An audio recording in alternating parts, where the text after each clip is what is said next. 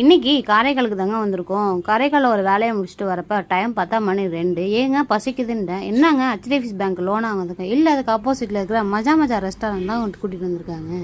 இது என்னங்க பேரே டிஃப்ரெண்ட்டாக இருக்குன்னு உள்ளே போய் பார்த்தா கடையும் சும்மா மஜாவாக தான் வச்சுருந்தாங்க. பேருக்கு ஏற்ற மாதிரி கடையும் சும்மா நல்லாவே இருந்துச்சு. இன்றைக்கி வந்துட்டு சிக்கன் பிரியாணி தாங்க ஆர்டர் பண்ணியிருந்தேன். அது வரையும் கோலி சோடா குடிக்கலான்டாங்க.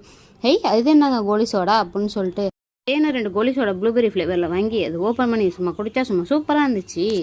சரி, நம்ம வெயிட் பண்ணிகிட்டு இருந்த பிரியாணியும் பிரியாணியும் நல்லா ஃபுல்ஃபில்லாக கொடுத்துருந்தாங்க. அது கூட ரைத்தா, அது கூட ஒரு சால்னாவும் கொடுத்துருந்தாங்க. பிரியாணியில் பீஸ் ரொம்பவே தாராளமாக இருந்துச்சு. அதுவும் இல்லாமல் தம் பிரியாணி சும்மா சூப்பராக இருந்துச்சுங்க. இதில் மசாலா அல்டிமேட்டாக கொடுத்துருக்காங்க. நான் கிரேவி வச்சு சாப்பிடணுன்னு இல்லைங்க, மசாலாவே போதும், அந்த அளவுக்கு இருந்துச்சு.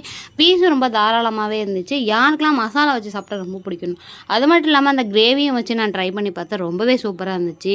ரொம்ப ஃபுல்ஃபில்லாக